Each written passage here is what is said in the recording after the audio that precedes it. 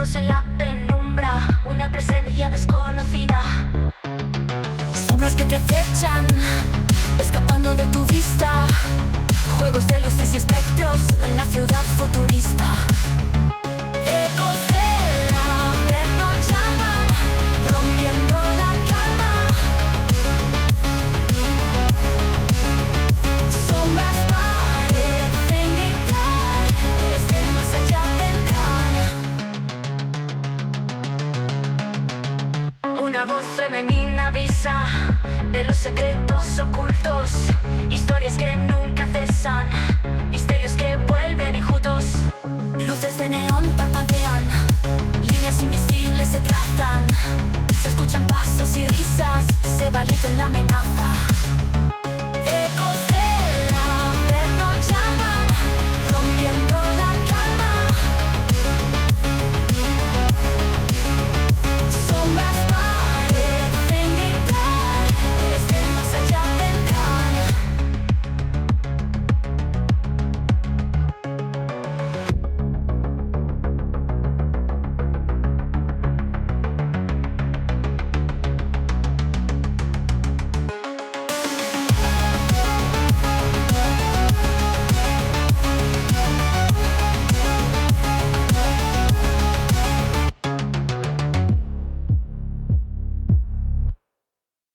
Bienvenidos, queridos amigos del misterio, a un nuevo podcast de Ecos del Averno, el lugar donde lo inexplicable y lo terrorífico cobran vida. Poneros cómodos, ajustad los auriculares, apagad las luces y disfrutad de este apasionante viaje por lo desconocido.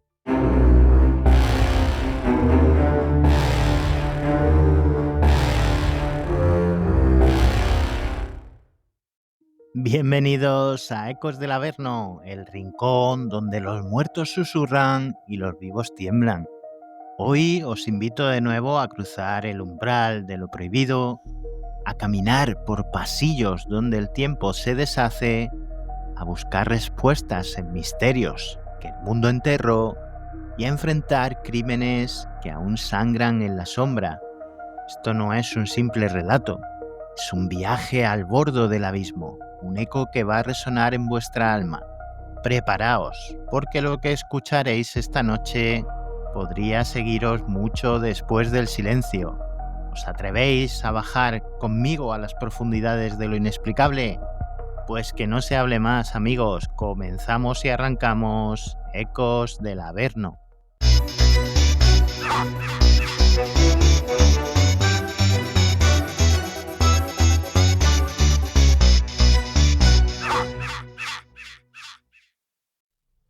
Y la primera parada del programa de hoy va a ser en Belitz, Alemania, situada a 40 kilómetros al suroeste de Berlín.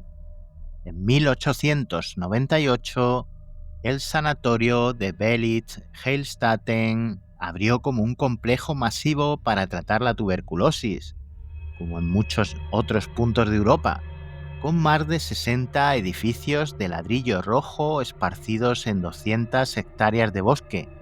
Sus pabellones, diseñados con aire fresco y luz natural en mente, albergaban a miles de pacientes en condiciones desesperadas, muchos de los cuales no salieron vivos.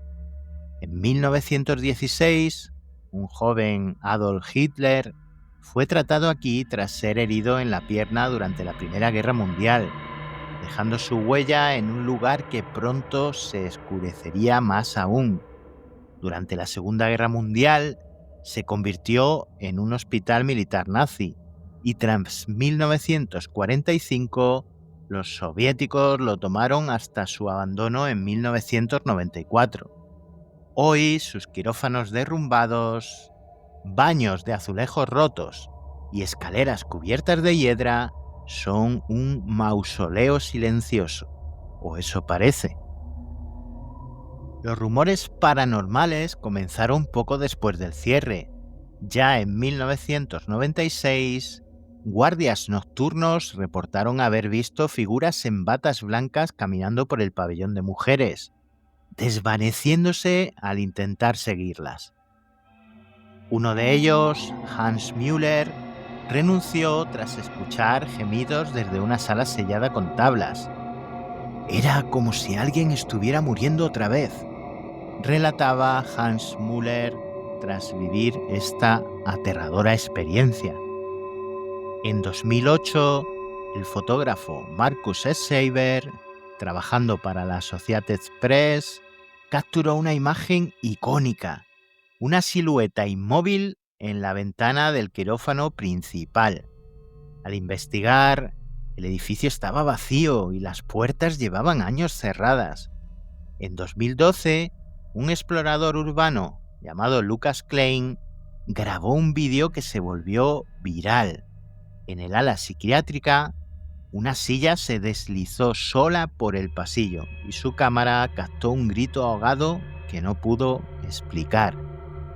En 2015, un equipo de televisión alemán, liderado por la periodista Sabine Becker, pasó una noche en Belitz para un documental. Grabaron de todo: ruidos de pasos en el segundo piso del pabellón de cirugía y puertas que se abrían y cerraban sin explicación. Becker afirmó sentir una mano fría apretando su espalda mientras filmaban en la sala de autopsias. El micrófono captó un susurro en ruso: "Ukhodi, vete", a pesar de que estaban solos. Los lugareños creen que son los espíritus de pacientes tuberculosos atrapados en su sufrimiento, pero hay una teoría más oscura. Durante la ocupación nazi se habían realizado experimentos médicos en prisioneros, dejando almas torturadas que aún rondan el lugar. En 2019, un informe desclasificado soviético mencionó incidentes no explicados en los años 80, incluyendo soldados que huyeron tras ver sombras vivas en los túneles subterráneos del complejo. El sanatorio ha sido parcialmente restaurado para turistas, pero muchas zonas siguen clausuradas. En 2022, un guía turístico, Karl Vogel, reportó que un grupo escuchó llantos infantiles desde el ala de pediatría, cerrada en 1945. Las autoridades lo niegan, pero los exploradores dicen que Belitz no está vacío, que nunca lo estuvo. ¿Qué habita en esos corredores donde la muerte tuvo tantas caras? Estás en Belitz-Heilstatten. Es una tarde gris de invierno y el bosque susurra a tu alrededor mientras te cuelas por una ventana rota del pabellón quirúrgico. Tu linterna tiembla en tu mano, iluminando paredes desconchadas, cubiertas de moho negro y grafitis desvaídos. El aire huele a humedad, a óxido y a algo metálico que te revuelve el estómago, como sangre seca que nunca se limpió. Caminas por un pasillo interminable, y cada paso cruje sobre cristales rotos, resonando como un eco en una tumba. De repente, tu linterna parpadea, y un chirrido lento corta el silencio. Una camilla oxidada se mueve sola al fondo del corredor, deteniéndose con un golpe seco que reverbera en las paredes. Te acercas, y el frío te envuelve como si hubieras entrado en una nevera. El haz de luz tiembla, y en la pared, una sombra se alarga. Una figura encorvada en bata blanca, con los brazos colgando como si no tuviera fuerza. No hay cuerpo que la proyecte. Intentas retroceder, pero tus piernas se sienten pesadas, como si el suelo te sujetara. Un susurro rasga el aire. Bleib hier, quédate aquí, en un alemán gutural que parece salir de las paredes mismas. La sombra se gira lentamente, y aunque no tiene rostro, sientes su mirada clavándose en tu alma. Das un paso atrás, y el suelo tiembla bajo tus pies. Desde el quirófano al final del pasillo, un grito inhumano estalla, agudo y roto, como si alguien estuviera siendo cortado vivo. Los pasos se aceleran, y el aire se llena de un olor a desinfectante rancio y carne quemada. La linterna parpadea y se apaga, sumiéndote en una oscuridad absoluta. Sientes una respiración fría en tu nuca y una mano helada roza tu cuello, deslizándose hacia tu hombro con dedos huesudos. En la penumbra, un bisturí brilla frente a ti, sostenido por nada. Una voz susurra: «No te vayas, aún no hemos terminado». La luz regresa y estás solo. Pero el pasillo ahora tiene sangre fresca en las paredes. ¿Correrías hacia la salida, aunque no veas el camino? ¿O te quedarías enfrentando lo que opera en la oscuridad de Belid?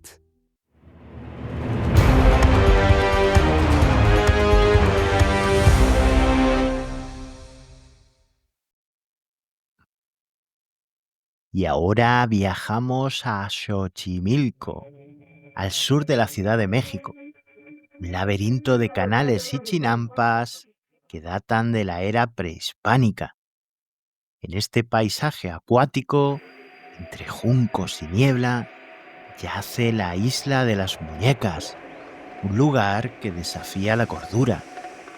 En la década de 1950, Julián Santana Barrera, un hombre solitario de unos 50 años, abandonó a su esposa e hija y se instaló aquí como ermitaño. Según su propio relato, todo comenzó cuando encontró el cuerpo de una niña ahogada en el canal, con su muñeca flotando a su lado. Atormentado por la visión, colgó la muñeca en un árbol como ofrenda, pero no fue suficiente. Durante los siguientes 50 años, recolectó cientos de muñecas, rotas, quemadas, sin ojos ni extremidades, y las colgó por toda la isla, convencido de que el espíritu de la niña lo exigía. Julián murió en 2001 y su final es tan inquietante como su vida. Fue hallado ahogado en el mismo lugar donde dijo haber encontrado a la niña, su cuerpo flotando entre las raíces de un ahuejote. Los locales creen que la niña lo reclamó, pero los fenómenos comenzaron antes de su muerte. En 1990, un barquero, José Ramírez, afirmó haber escuchado risas infantiles desde la isla mientras pasaba de noche. Al día siguiente, encontró una muñeca en su bote que no reconoció. En 2010, el turista Miguel Torres visitó la isla y juró que una muñeca de plástico giró la cabeza hacia él mientras tomaba fotos. Su cámara dejó de funcionar y las imágenes se perdieron.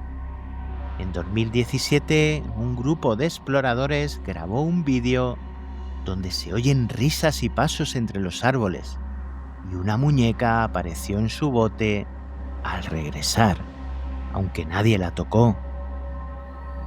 La familia de Julián, entrevistada en 2005 por el periódico El Universal, reveló que él hablaba de voces que lo llamaban desde el agua y que a menudo encontraba muñecas flotando en el canal, como si alguien las dejara para él. En 2014, un equipo científico analizó el agua cerca de la isla y detectó niveles inusuales de bacterias anaeróbicas, sugiriendo descomposición orgánica persistente, aunque no hallaron restos humanos. Los chinamperos evitan la zona, diciendo que las muñecas viven, que el espíritu de la niña no está solo. Algunos creen que Julián, en su obsesión, abrió una puerta a algo más oscuro, algo que usa las muñecas como ojos y manos. En 2020, un guía turístico, Luis Mendoza, reportó que una muñeca sin cabeza fue encontrada en un árbol diferente al día siguiente de haberla visto en otro lugar. La isla de las muñecas es ahora un destino turístico, pero los visitantes deben firmar una advertencia. Entro bajo mi propio riesgo. En 2022, una mujer estadounidense, Emily Carter, afirmó haber sentido un tirón en su pierna mientras tomaba fotos desde un bote. Al mirar al agua, vio burbujas y una mano pequeña que se hundió. ¿Es el espíritu de una niña solitaria o es algo que Julián despertó en su locura?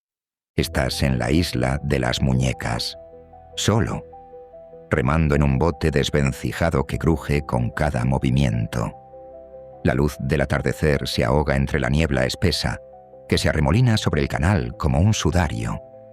El agua parece inmóvil, demasiado inmóvil. A tu alrededor, árboles deformes sostienen cientos de muñecas, colgadas por el cuello, sin ojos, sin brazos. Algunas parecen mirarte, no se mueven, pero jurarías que cada vez están un poco más cerca. El aire huele a lodo podrido y a flores muertas que llevan años descomponiéndose sin ser tocadas. De pronto, el bote se detiene en seco. No hay troncos, no hay piedras, solo raíces invisibles que se enredan bajo la superficie, como si te esperaran. Una muñeca cae al agua frente a ti, sin hacer ruido, chapotea, y su cabeza emerge lentamente, girando sobre sí misma hasta mirarte. Tiene una sonrisa torcida y parpadea. Intentas liberar el remo. Nada. El agua empieza a moverse sola, formando círculos que giran a tu alrededor. Y entonces, una risa, aguda, rota. Una risa que no pertenece a nada humano. Los árboles se oscurecen y desde la sombra, docenas de ojos de plástico comienzan a brillar como luciérnagas muertas. Un tirón violento en el remo, como si algo o alguien lo sujetara desde abajo. Te giras y lo que ves no debería estar ahí.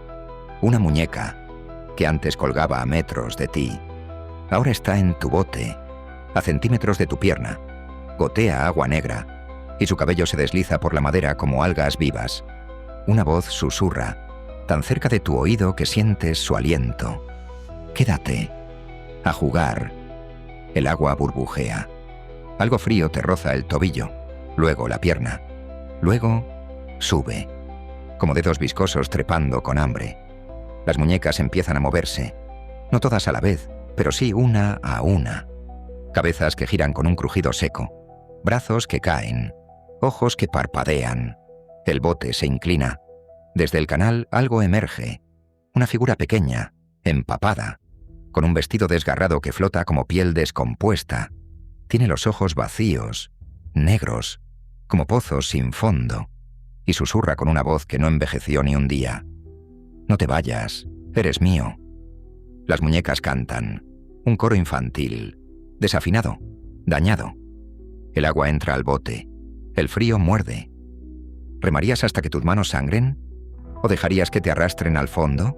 A jugar, por siempre, con Julián y todas las demás que ya no pueden irse. Ya no estás solo. ¿Tienes alguna experiencia que contarnos? ¿Has vivido alguna situación inexplicable que quieres compartir? Envíanos un correo a testimonios@ecosdelaverno.com. Podrías ser el protagonista de nuestro próximo programa.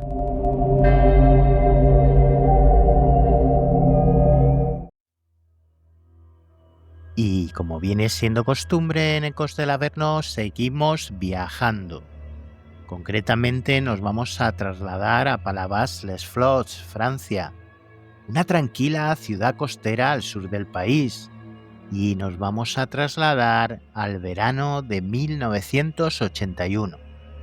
El 15 de julio de ese año, a las 10:30 de la noche, Pierre Dubas, un pescador de 42 años, conducía su Renault 5 por la carretera D986.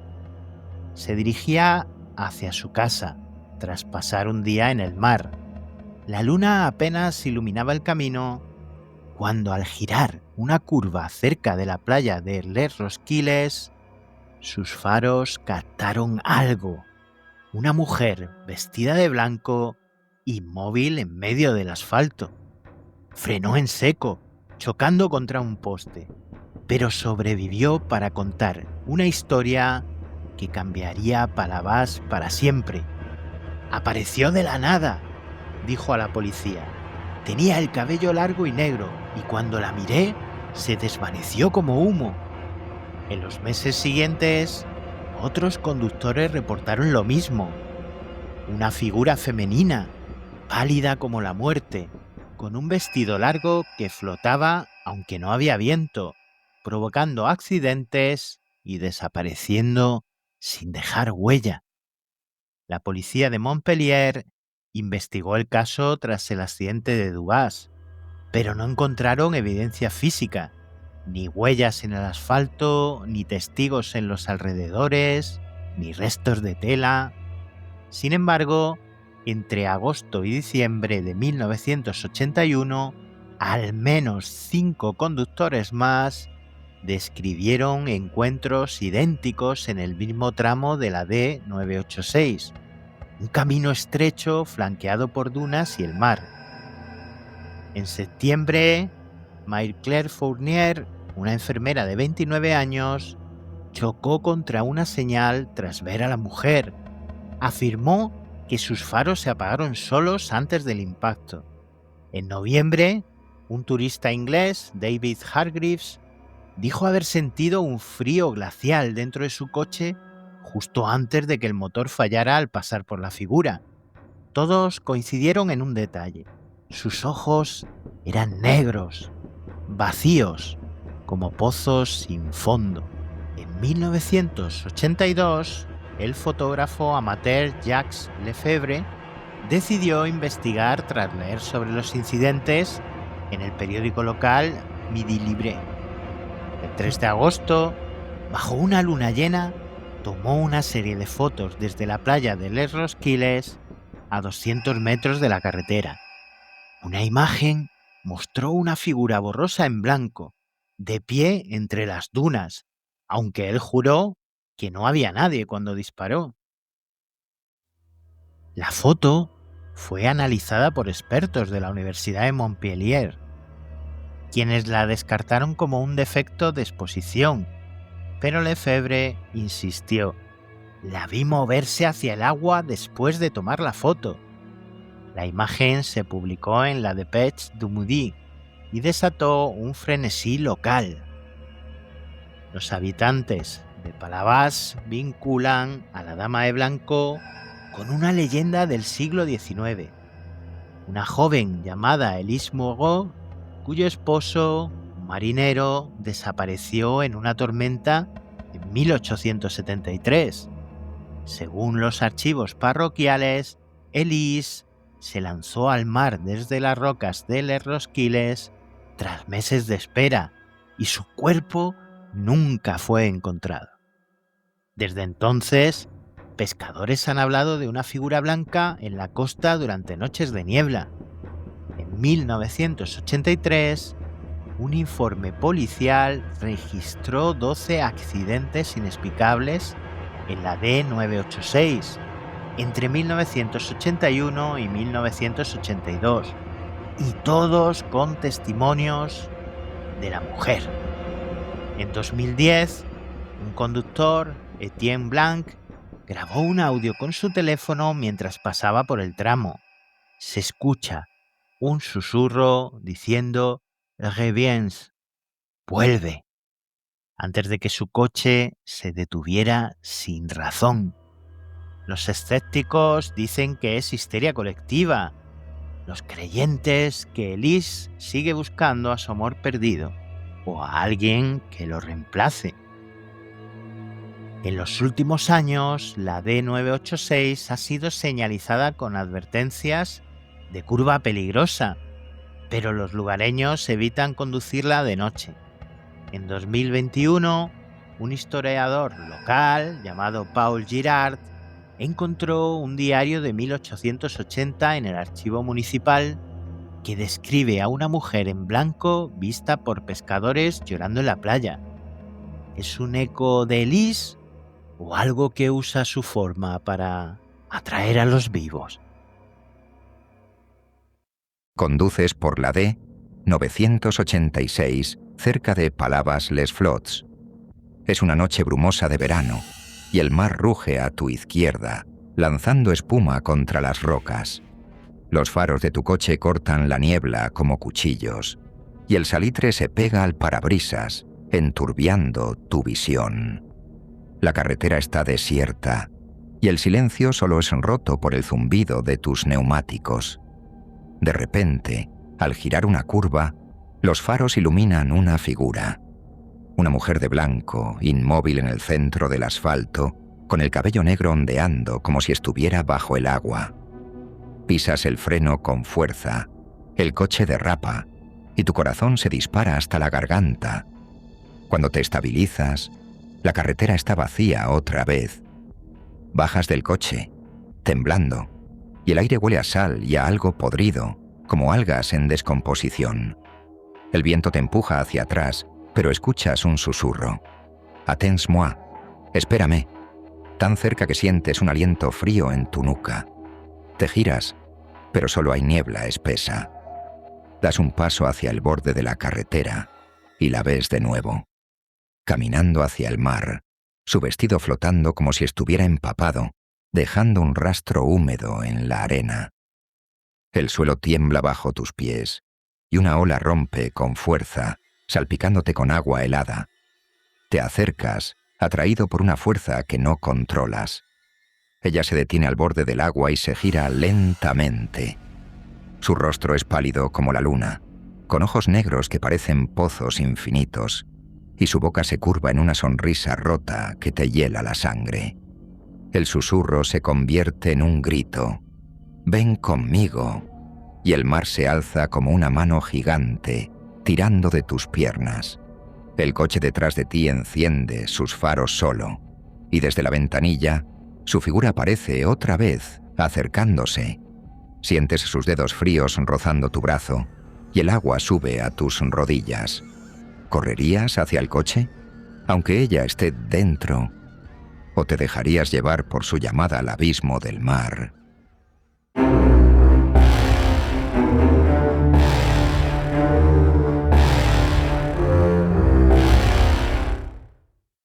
Y ahora seguimos nuestro apasionante viaje de hoy y vamos a hacerlo hasta la isla de Roanoke, costa de lo que hoy es Carolina del Norte.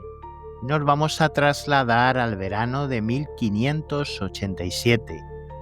Más de 115 colonos, liderados por el gobernador John White, llegaron a esta tierra salvaje para establecer la primera colonia permanente en el Nuevo Mundo. Entre ellos estaba Eleanor Dare, hija de White, quien dio a luz a Virginia Dare el 18 de agosto, el primer bebé inglés nacido en América. Pero la colonia se enfrentó a hambre, enfermedades y tensiones con las tribus locales, como los Secotán y los Croatoan. En agosto de 1587, White partió a Inglaterra por suministros, dejando a su familia y a 114 almas atrás. Cuando regresó en 1590, tras 3 años retrasado por la guerra anglo-española, encontró un silencio mortal. La colonia había desaparecido. Las casas estaban intactas, pero desiertas. No había cuerpos, ni signos de lucha, ni pertenencias saqueadas. Solo 2 pistas talladas en madera. La palabra Croatoan en un poste del fuerte y Cro en un árbol cercano. White asumió que los colonos se habían mudado a la isla Croatoan, llamada hoy Hatteras, 80 kilómetros al sur, pero una tormenta le impidió buscarlos. Nunca los encontró. Los registros de la época, como los de Richard Hakluyt, describen a los colonos temerosos de los nativos y al borde del hambre. Una carta de White, hallada en los archivos de Londres en 1602, menciona extraños ruidos en el bosque antes de su partida, algo que atribuyó al viento o a algo más? Las teorías han evolucionado con los siglos. En 1701, el explorador John Lawson entrevistó a los Hateras, quienes contaron leyendas de hombres blancos que vivieron entre ellos antes de desaparecer en el bosque. En 1937, un agricultor encontró la piedra Dare en Carolina del Norte, con una inscripción que decía que los colonos fueron atacados por nativos y solo 7 sobrevivieron. Los expertos la descartaron como fraude en los 90. Excavaciones en Hatteras en 2015, dirigidas por el arqueólogo Mark Horton, hallaron cerámica inglesa y un anillo de oro del siglo XVI, sugiriendo que algunos se integraron con los nativos. Pero en 2021, un sonar detectó anomalías en el fondo de la bahía de Roanoke, estructuras sumergidas que podrían ser restos del fuerte, aunque las tormentas han impedido explorarlas. Los lugareños de Outer Banks hablan de una maldición. En 1998, un guardabosques llamado Thomas Evans reportó haber escuchado gritos y tambores en la isla durante una tormenta, y su grabadora captó voces diciendo "Help us", ayúdanos, en inglés antiguo. En 2019, una turista llamada Laura Bennett tomó una foto en el sitio histórico donde apareció una figura borrosa con ropa del siglo XVI. La imagen se viralizó, pero no explicó nada. ¿Fueron masacrados, absorbidos por las tribus o tragados por algo que el bosque aún oculta? Estás en Roanoke, 1590. Eres John White y acabas de desembarcar tras 3 años de ausencia. El sol se hunde tras los árboles, tiñendo el cielo de un rojo sangriento, y el asentamiento está envuelto en un silencio que te aplasta. Caminas entre casas vacías, las puertas abiertas de par en par, el polvo arremolinándose en el suelo. Tu linterna tiembla mientras lees Croatoan, tallado en el poste del fuerte, las letras profundas como heridas frescas. Un crujido suena desde el bosque, y al girarte, ves figuras entre los árboles, borrosas, inmóviles, vestidas con harapos del siglo XVI, observándote desde la penumbra. Gritas, ¿dónde están? ¿Qué pasó? Pero las figuras no responden. El bosque se cierra a tu alrededor como una jaula viva, y el aire se llena de un olor a tierra húmeda, humo y sangre seca. Una voz susurra desde los árboles. Nos llevaron, tan clara que te hiela la piel. Corres hacia el sonido, las ramas arañando tu rostro, y tropiezas con algo. Un zapato infantil, cubierto de musgo y barro, como si hubiera estado allí siglos. El suelo tiembla, y los cuervos graznan enloquecidos, alzándose en una nube negra sobre el dosel. Las figuras se acercan, y una mano fría agarra tu muñeca, deteniéndote en seco. Te giras, y una niña está frente a ti, pálida, con ojos hundidos y un vestido roto que gotea agua negra. Susurra, «Quédate con nosotros», y su voz se multiplica en un coro de lamentos que sale de los árboles. La linterna cae, y en la oscuridad sientes más manos tocándote, dedos huesudos, húmedos, desesperados. La niña sonríe, y su rostro se deshace en sombras. Una risa grave retumba desde el suelo. Nunca nos encontrarás. La luz regresa, y estás solo. Pero el bosque sigue susurrando tu nombre. ¿Huirías al barco, sabiendo que te siguen? ¿O te perderías buscando lo que el tiempo se tragó?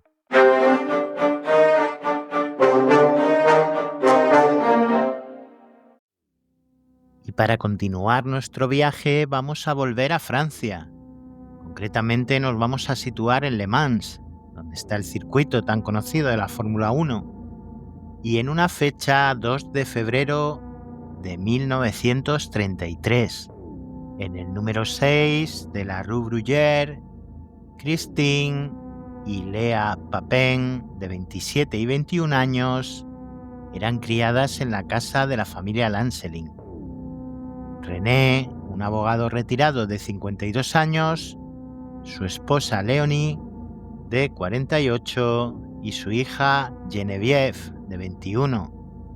Las hermanas llevaban 6 años sirviendo a los Lancelin, conocidas por su eficiencia y silencio.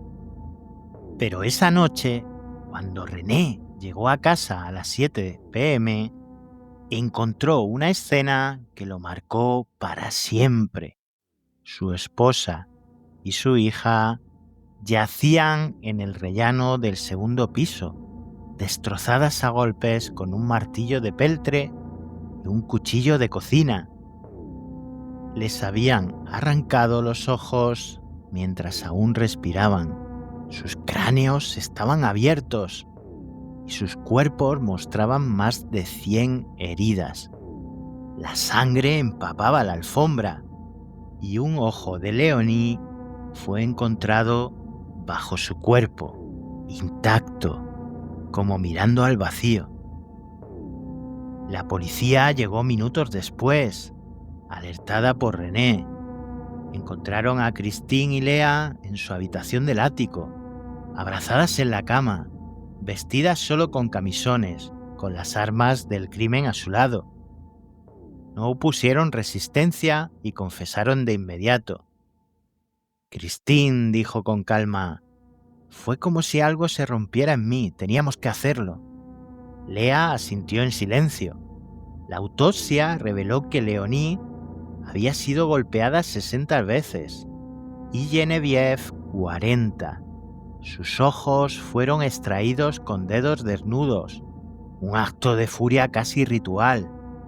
Los Lancelin eran conocidos por ser estrictos, pero no abusivos. Ese día, un corte de luz provocado por una plancha defectuosa desató una discusión. Leonie reprendió a Christine y la violencia estalló. Las hermanas Papin tenían un pasado sombrío. Nacidas en un pueblo rural de Sarcey, fueron abusadas por su madre, Clemence, quien las vendió como sirvientas desde niñas para evitar criarlas. Christine entró al servicio a los 15 años y Lea la siguió.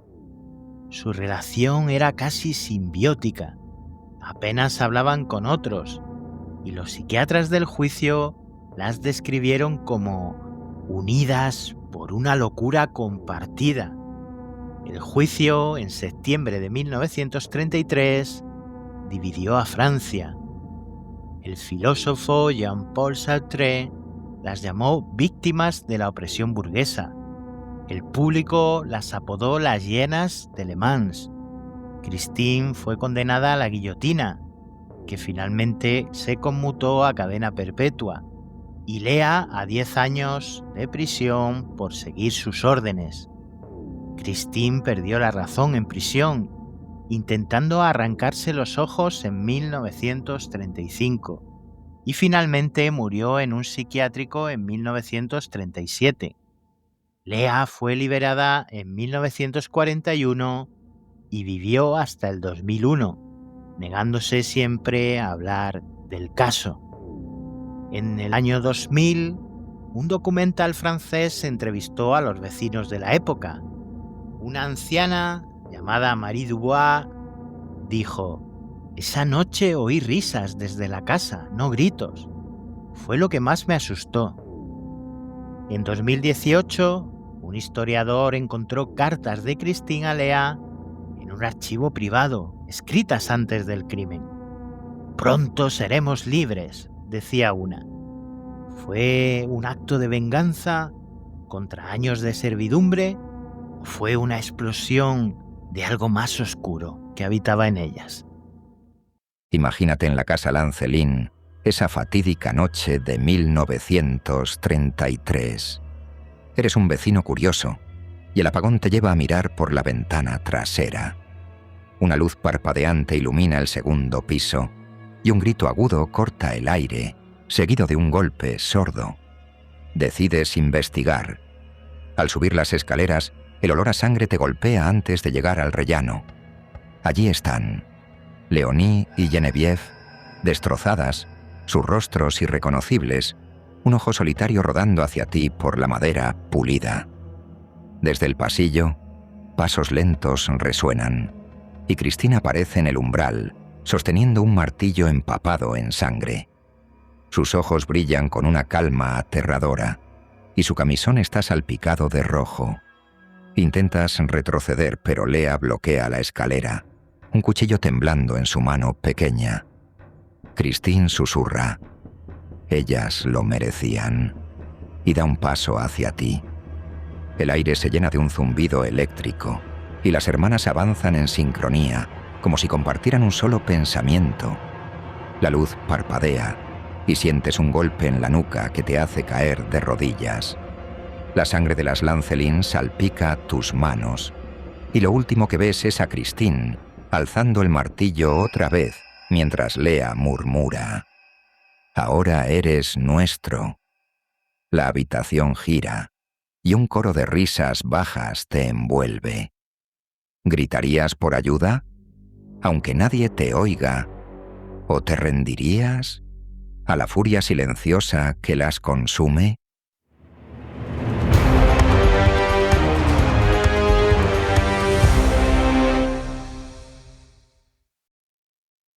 Y como siempre, para terminar el programa de hoy de Ecos del Averno, vamos a repasar algunas de las noticias más sorprendentes y escalofriantes relacionadas con el misterio. Empezamos por la actriz Marlene Favela. La actriz mexicana Marlene Favela, protagonista de la telenovela El Maleficio, reveló que durante las grabaciones del melodrama, tanto ella como parte del equipo de producción presenciaron sucesos extraños. Aunque no detalló las experiencias, aseguró que siempre lleva consigo un rosario a las grabaciones para protegerse. La familia Stokes, compuesta por Thomas y Louise Stokes, fue reubicada en una vivienda proporcionada por el ayuntamiento para escapar de problemas de humedad en su residencia anterior. Sin embargo, al poco tiempo de mudarse, comenzaron a experimentar fenómenos inexplicables que los llevaron a temer por su seguridad y bienestar. Los Stokes informaron sobre una serie de eventos perturbadores dentro de la casa, incluyendo objetos que se movían de un lado para otro sin explicación aparente, artículos que eran lanzados por la habitación sin ninguna intervención humana. Debido a la intensidad y frecuencia de estos sucesos, la familia solicitó al ayuntamiento una nueva reubicación, argumentando que la actividad paranormal hacía imposible continuar viviendo en la propiedad. El caso llegó hasta el Tribunal Superior de Irlanda, donde se presentaron las preocupaciones de la familia respecto a la vivienda y los fenómenos que afirmaban experimentar. Este tribunal consideró las evidencias y testimonios proporcionados para determinar la validez de las reclamaciones y las posibles soluciones.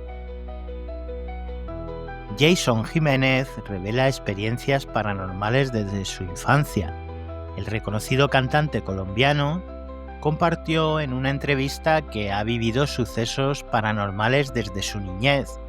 Durante la conversación, las luces del lugar se apagaron y encendieron inesperadamente, a lo que Jiménez reaccionó con calma, indicando que este tipo de fenómenos son habituales en su vida desde que era niño.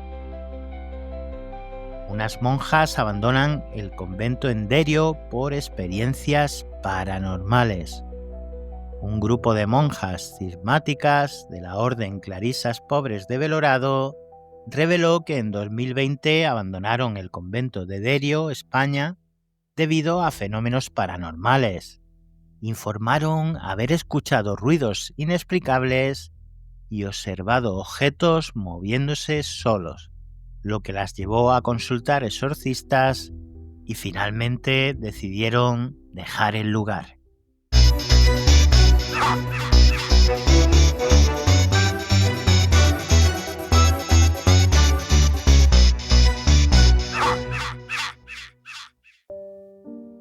Y así, queridos amigos, es como después de caminar por sanatorios malditos, canales donde las muñecas parecen tener vida propia, después de buscar respuestas en carreteras fantasmales y colonias perdidas, enfrentar crímenes que cortan el alma y noticias que nos hacen dudar del mundo, parecerá que no hay nada más aterrador.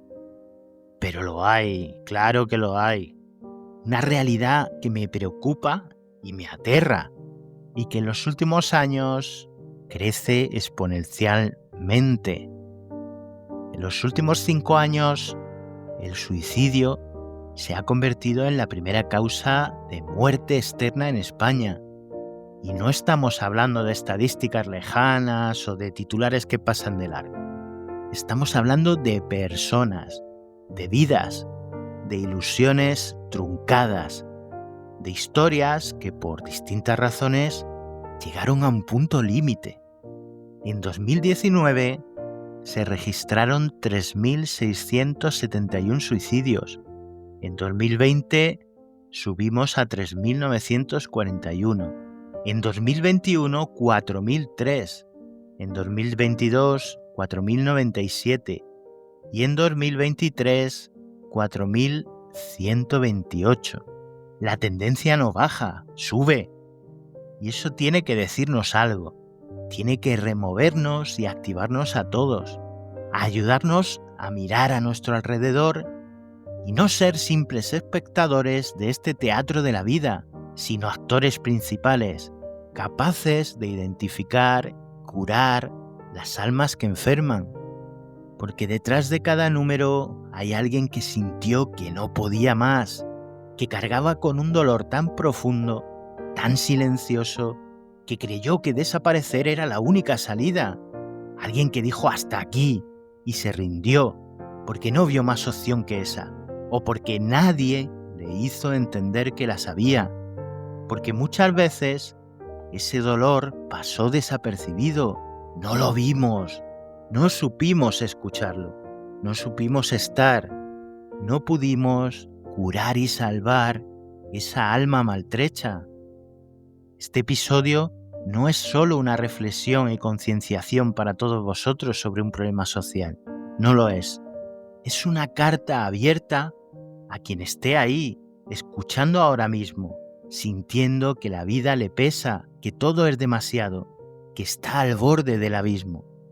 A ti, que crees que nadie te entiende, que no hay salida, que ya no puedes más. Déjame decirte algo de verdad, sí puedes más. Tal vez no hoy, tal vez no solo, pero puedes y mereces quedarte.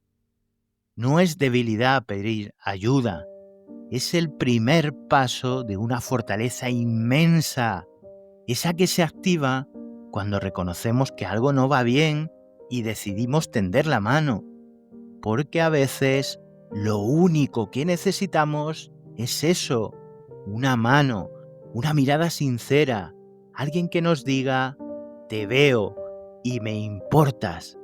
No tengas miedo de hablar, de romper el silencio, de contar tu historia aunque esté llena de grietas. Tus heridas no te hacen menos, todo lo contrario, te hacen humano.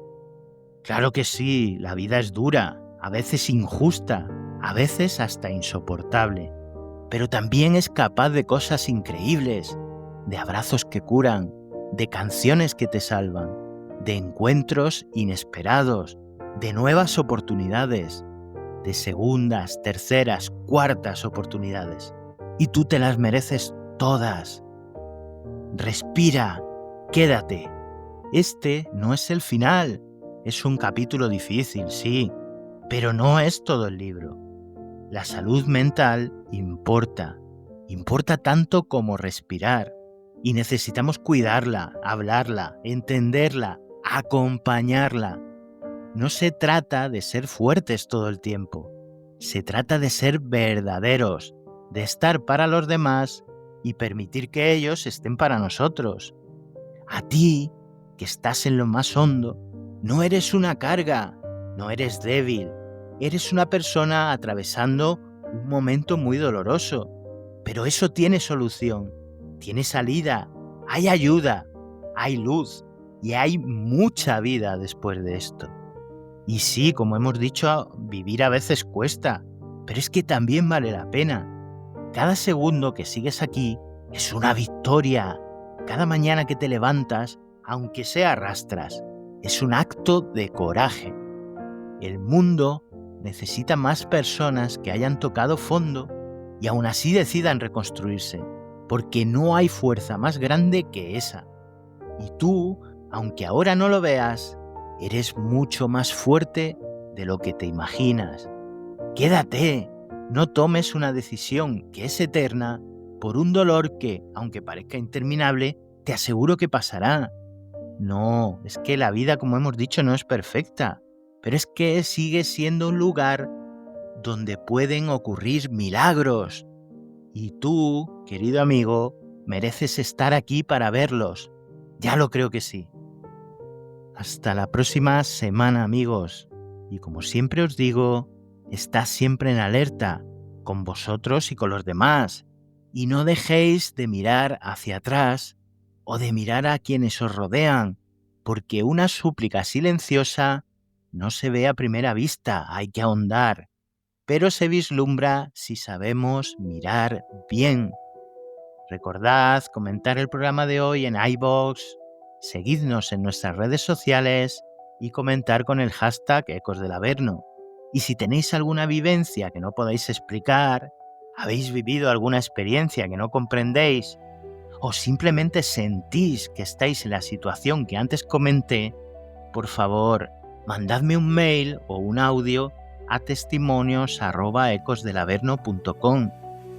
Recordad que en la sinopsis del episodio podéis acceder también a la tienda de la tostadora de Ecos del Averno. Al menos pasaros por allí para ver los diseños en tazas, camisetas, sudaderas y echarles un ojo por encima, porque yo creo que algunos han quedado muy chulos y se aceptan sugerencias, ¿eh? Nada, pues para despedirme solo desearos que tengáis todos muy buena semana, acólitos del Averno. Y que si estáis en una situación complicada, seguro que con fuerza, ánimo y un apoyo van a venir tiempos mucho mejores. Bye bye.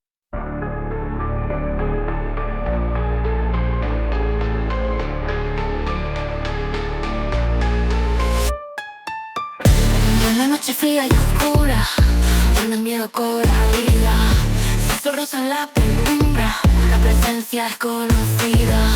Sombras que te acechan, escapando de tu vista, juegos de luces y espectros en la ciudad futurista. Ecos del Averno llaman, rompiendo la calma. Calma, calma. Sombras parecen gritar, desde el más allá vendrán.